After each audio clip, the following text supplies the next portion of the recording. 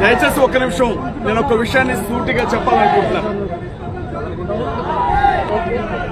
అన్న, ప్రవీణ్ పగడాల గారిని హత్య చేసి చంపారు అన్న విషయం ఇక్కడున్న ప్రతి ఒక్కరికి తెలిసిందే.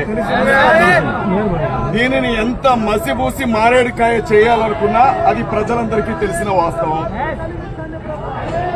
ఈ విషయాన్ని బయటికి తీసుకురాకుండా ఎవరో వెనకుండి తెర వెనక ఈ విషయానికి అడ్డుపడుతున్నారు అన్న విషయం కూడా అందరికీ తెలిసిందే. చిన్న ఇన్సిడెంట్ జరిగితేనే హోమ్ మినిస్టర్లు వస్తారు, చిన్న ఇన్సిడెంట్ జరిగితేనే స్థానిక శాసనసభ్యులు వస్తారు, చిన్న ఇన్సిడెంట్ జరిగితేనే ఎంపీలు బయలుదేరి వస్తారు. ఇక్కడ క్రైస్తవ్యానికి గొంతుగా ఉండే ఒక వ్యక్తి గొంతునే నరికి చంపినటువంటి పరిస్థితి ఉన్నా ప్రజాప్రతినిధులు ఎవరు ఇంతవరకు ఇక్కడికి రాకపోవడం వెనక వారికి ఉన్న ఆంతర్యం ఏంటని నేను అడుగుతా ఉన్నా.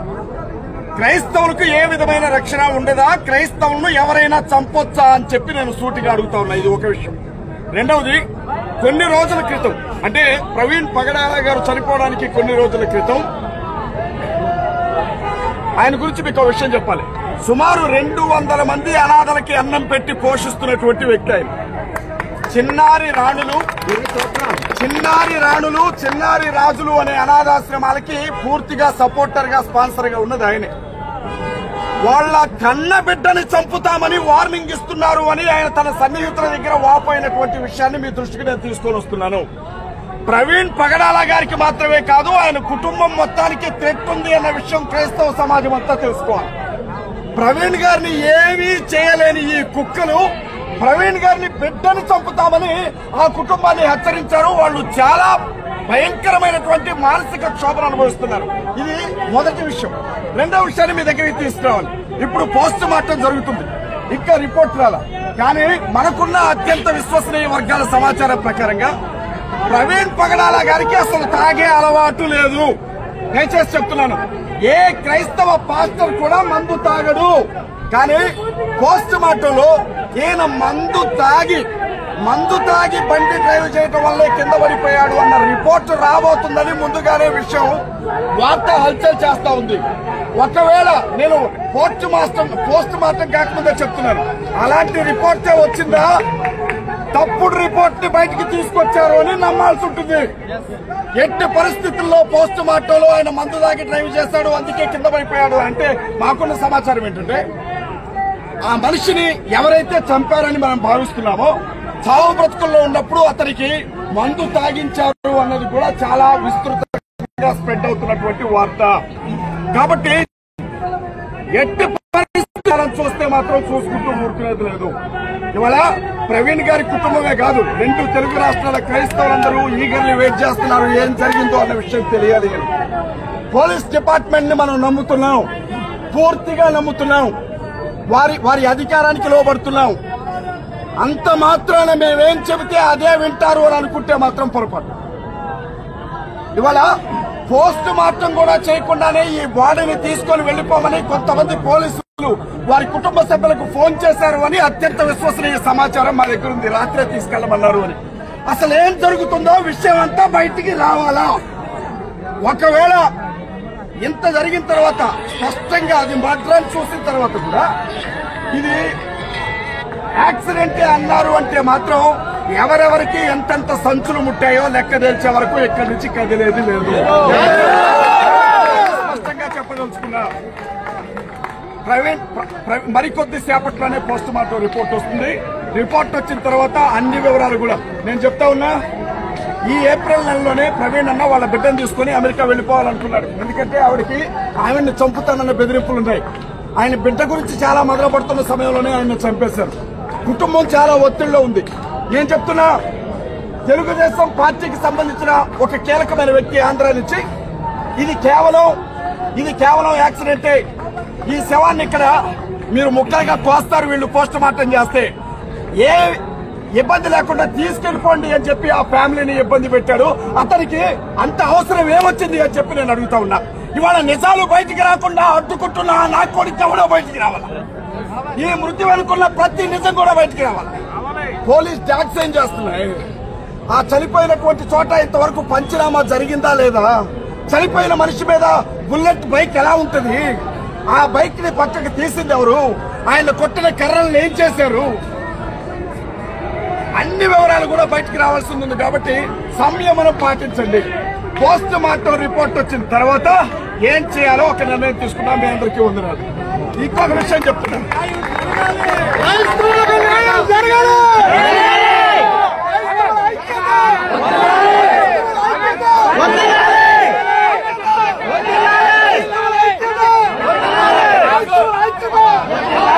విషయం గమనించాలా?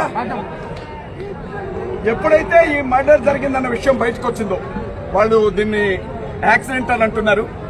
చాలా మంది అయితే పండగ చేసుకుంటున్నారు. లిటరల్లీ అతను చచ్చిపోయాడు అని. మానవత్వం అనేది లేనే లేదు.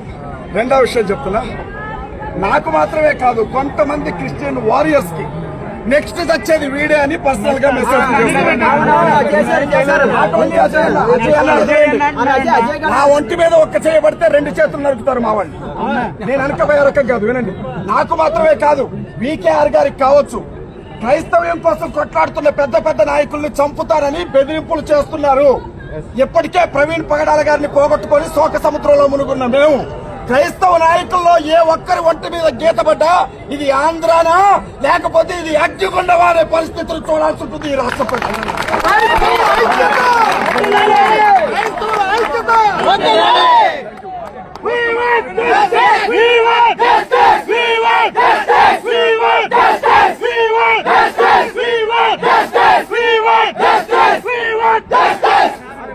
లింగం గారు, నేషనల్ ప్రెసిడెంట్ AICC ఓర్ మాట్లాడారు. ఇది 100కి 100 పాళ్ళు ఇది హత్యే, నో డౌట్ ఎట్ ఆల్. ఒకటి ఏంటంటే దేశవ్యాప్తంగా ప్రపంచవ్యాప్తంగా క్రైస్తవులంటే కుడి చంప కొడితే ఎడం చంప చూపించే వాళ్ళుగా కనపడుతున్నారు. ఒకటి గుర్తుపెట్టుకోండి, అక్కడ ఒక ప్రార్థన చేసే గుంపు ఉంది, ప్రార్థన చేసే గుంపులు ఉన్నాయి, యుద్ధం చేసే గుంపులు కూడా ఉన్నాయి. ఇటువంటి సంఘటనలు ఉపేక్షించేది లేనే లేదు.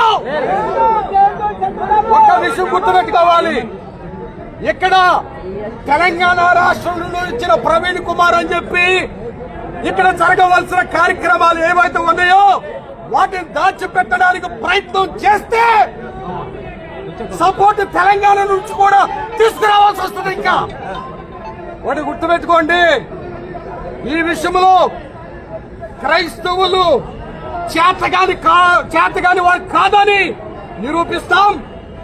ఎంతవరకైనా తెగించడానికి రాష్ట్ర వ్యాప్తంగా క్రైస్తవులందరూ కూడా ఉద్యమించడానికి సిద్ధంగా ఉన్నాం. ఎందుకంటే క్రైస్తవుల మీద ఎక్కడైతే దాడులు జరుగుతున్నాయో ఆ ప్రాంతం మీద వెళుతూ మతోన్మాదులను తిప్పి కొడుతూ ఈ వ్యక్తులు కూడా చంపుతామని చెప్పి బెదిరిస్తా ఉంటున్నారు. నీ ఉడతూపులకి చంతకాలు రాలో, మేము ఒక్కసారి కన్నెర్ర చేస్తే కబడతారు. మీరెక్కడుంటారో ఆలోచన చేయండి. మా బైబిల్ అయితే నేర్పించలా, మా బైబిల్ నేర్పించలా. ఒక్క క్షణం బైబిల్ పక్కన పెడితే కోతకొస్తాగిన్నా కొరకల్లారా. మేము చట్టాలను గౌరవిస్తున్నాం, చట్టాలకు లోపడ్డాం. మమ్మల్ని కలకొద్దు. మేము మంచి వాళ్ళకి కాదు, మూర్ఖులం. మాతో పెట్టుకోవద్దు. రౌడీజం, గొండాయిజం అన్నిటిని వదిలిపెట్టి ఇక్కడికి వచ్చిన వాళ్ళం. మా క్రైస్తవ గారికి మంచి జరగబోతే, ప్రవీణ్ గారికి న్యాయం జరగబోతే ఎంతకైనా తెగించడానికి సిద్ధంగా ఉన్నాం. కులా క్రైస్తవ మహారాజుకి క్రైస్తవుల ఐక్యత, క్రైస్తవుల ఐక్యత, క్రైస్తవుల ఐక్యత, క్రైస్తవులకు న్యాయం, క్రైస్తవులకు న్యాయం, క్రైస్తవులకు న్యాయం, క్రైస్తవులకు న్యాయం, క్రైస్తవులకు న్యాయం, క్రైస్తవులకు న్యాయం. హలో క్రీస్తు మహారాజుకి, క్రీస్తు మహారాజుకి క్వశ్చన్ చెప్తున్నాను.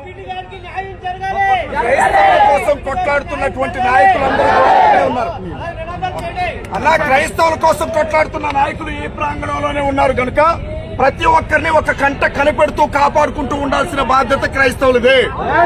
అజయ్ బాబు అనేవాడు ఆఫ్టర్ ఆల్ చాలా మంది పెద్ద పెద్ద నాయకులు జీవితాలను త్యాగం చేసిన వాళ్ళు ఈ కాంపౌండ్ లో ఉన్నారు. వారికి కూడా బెదిరింపులు ఉన్నాయి. ఏ వైపు నుంచి వచ్చి ఎవడు దాడి చేస్తాడో తెలియదు, గుంపులో కలిసే అవకాశం ఉంది. కాబట్టి మీ పాస్టర్లను మీరే కాపాడుకోవాలా. పాస్టర్ల విషయంలో జాగ్రత్తగా ఉండండి. ఒక్కడిని చంపితే గుంపు చెదిరిపోతుంది అన్న ఆలోచనతో పెద్ద పెద్ద పాస్టర్స్ ని టార్గెట్ చేస్తున్నారు. దయచేసి పాస్టర్స్ ని కాపాడుకోండి. చేతులెత్తి చెప్తా ఉన్నా, ఎక్కడ పాస్టర్స్ ఉన్నా ఒక చూపు ఆయన చుట్టూ ఎవరున్నారో చూస్తూ ఉండండి. పోస్ట్ మార్టం రిపోర్ట్ వచ్చిన తర్వాత స్థానికంగా ఉండే దైవజనులతో కలిసి ఏం చేయాలి అన్న కార్యాచరణ ప్రకటిస్తాం.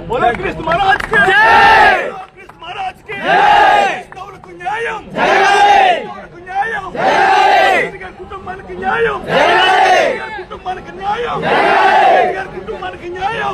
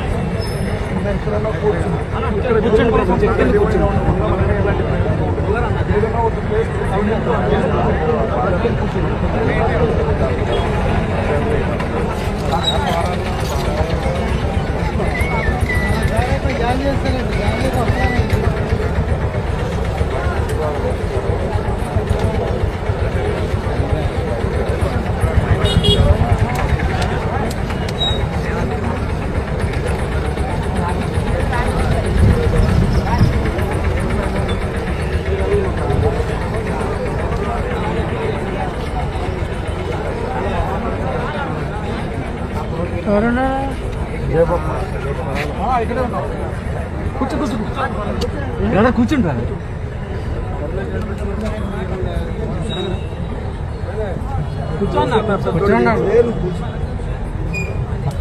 రిపోర్ట్ వస్తే అసలు ఏం జరిగిందో నిమిషాల్లో చెప్పేసేయచ్చు. జస్ట్ రిపోర్ట్ కోసమే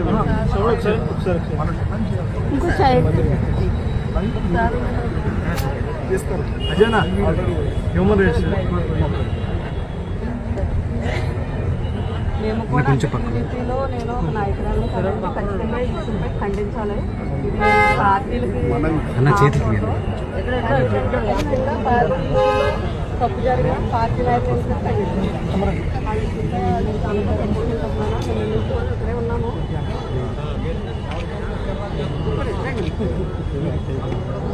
ఖచ్చితంగా తీసుకెళ్ళండి. రామదాస్ అన్నాయని చుట్టుపక్కల దొరుకుతున్నాడు అంటున్నా, దొరికితే ఖచ్చితంగా ఆనందం కొడతాను, అందులో డౌట్ ఏం లేదు. ఎందుకంటే నాన్న యేసుప్రభుల వారిని నమ్ముకున్నవారు, నేను యేసుప్రభులని, ఆయన నమ్ముకున్నవారు ఎవరు కూడా అవతల దేవుళ్ళు దూషించడం కానీ లేదు. మరి జీజస్ నమ్ముకున్న వారిని ఎందుకు మరి టార్గెట్ చేసి మరి ఇబ్బంది పెడుతున్నారు అన్నది మీ అందరికీ తెలియాల్సిన విషయం ఏంటంటే, క్రైస్తవ్యానికి గొంతులుగా ఉన్న తలలు దింపడానికి సిద్ధంగా ఉన్నారు. ఒకరిని చంపితే భయపడి మిగతా వాడు వెనక్కన్నా పోవాలి, అక్కడికి తెగించి లేపేయాలన్న కాన్సెప్ట్తో రెండు రాష్ట్రాల్లో ముందుకు వెళ్తున్నారు.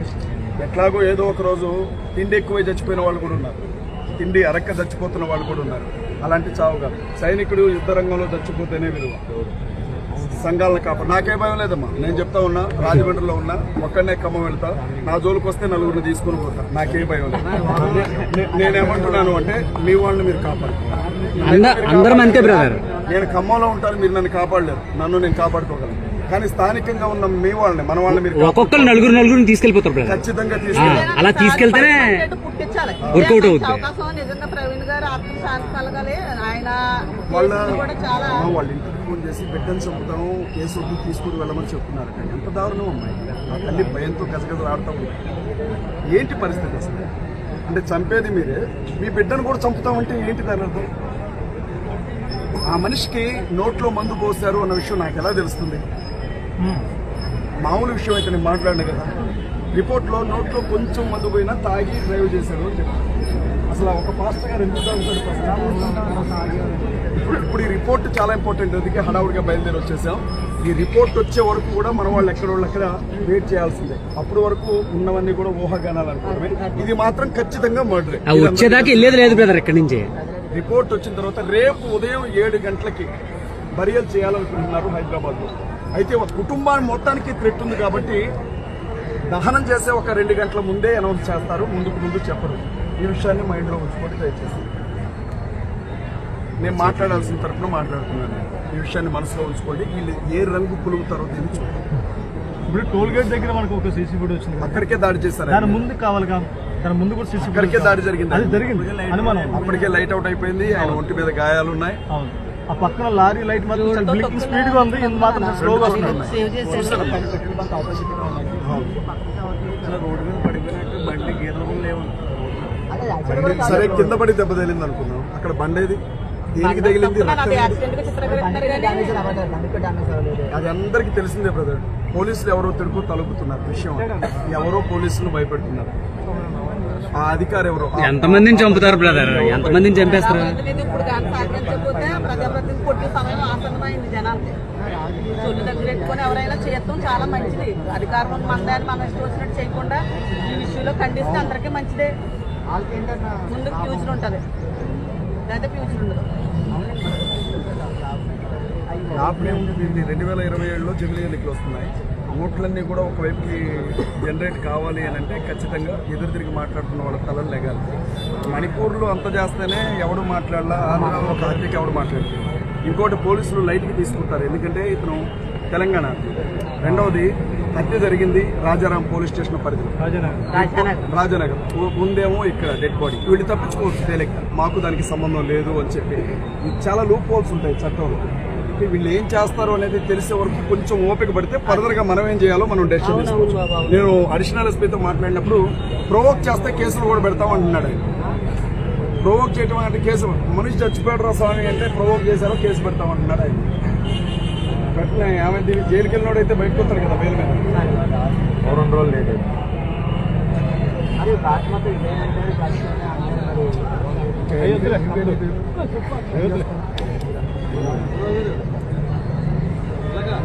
ఇక అది వదిలేసేయండి. విషయం అయితే రావాలి. ఈ ఇన్సిడెంట్ జరగడమే లేటు. కరుణాకృష్ణ వెంటనే మ్యాటర్ రాసేశాడు. ప్రవీణ్ పైడాలో చచ్చిపోయాడంటగా, ఎవడు చెప్పాడు, ఎందుకు చచ్చాడు, అసలు వాడికి ఎవడు చెప్పాడు? రాధా మనోహర్ దాస్ మీద రాజమండ్రిలో గొడవ జరిగినటువంటి నెక్స్ట్ డేనే ఇక్కడ హత్య జరిగింది. దీని వెనక వాడేమన్నా ఉన్నారా పిలపడు? వాడి మనుషులు ఏమైనా ఉన్నారా? వివరాలన్నీ బయటికి రావాలి కదా. వాడి మీద కేసు పెట్టినప్పుడు వాడిని అరెస్ట్ చేస్తుంటే ఒకవేళ అదే నిజమై ఉంటే ఇంత జరిగేది కాదు కదా. ఇందులో పోలీసుల వైఫల్యమే కదా ఇది. ఇప్పుడు ఏదో గంజాయి బ్యాచ్ మీదకి నెట్టేయాలనే ప్రయత్నం కూడా చేస్తున్నారు. వాళ్ళకేం అవసరం?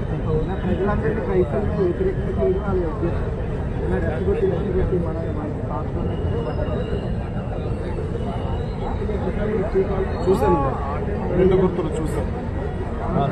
రెండవది హెల్మెట్, ఫారెన్ హెల్మెట్. లారీ ఎక్కిన పగలదు కానీ తలానికి పగిలిపోయి ఉంది ప్రవీణ్ గారు. హెల్మెట్ పెట్టే ఉంది మనకి. హెల్మెట్కి ఏం కాదు. మనిషిని నిర్దాక్షిణ్యంగా చంపి మనిషిని పడుకోబెట్టి పైన బైక్ పడుకోబెట్టారు. బైక్ పైన పడుకుంటారు. బైక్ పైన ఎలా పడుకుంటారు సార్? అన్ని ఆ హత్య అన్నది క్లియర్ గా తెలుస్తుంది కాబట్టి చట్టపరంగా వాళ్ళ పని చేసి కరెక్ట్ గా ప్రాసెస్ చేయకపోతే పరిణామాలు వేరేగా ఉంటాయి. నేను అనేది ఒకటే, చంద్రబాబు గారిని ఇప్పుడు 10 ఏళ్ళు ఉండే ముఖ్యమంత్రి, మనకి ఇబ్బంది లేదు. కానీ న్యాయం చేయాలి. న్యాయం చేయాలి తప్పకుండా. ఖచ్చితంగా న్యాయం చేయాలి. గడపుట్టాలి.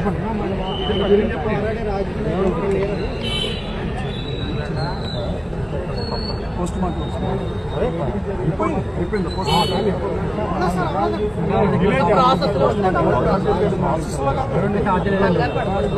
వాళ్ళకి కొంత ఎందుకంటే ఇక్కడ జనాలు పెట్టుకుంటా కాళ్ళకు ఉంటుంది.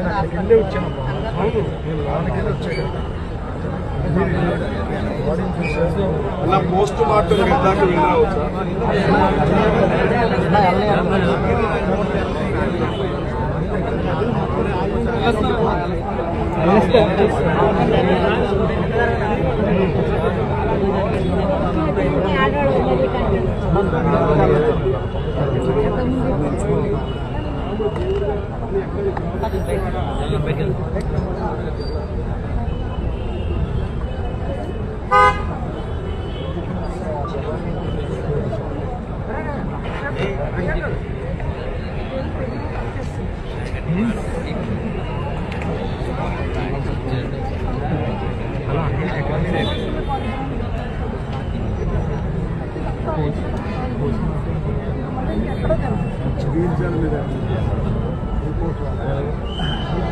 మనిషిని స్పృహ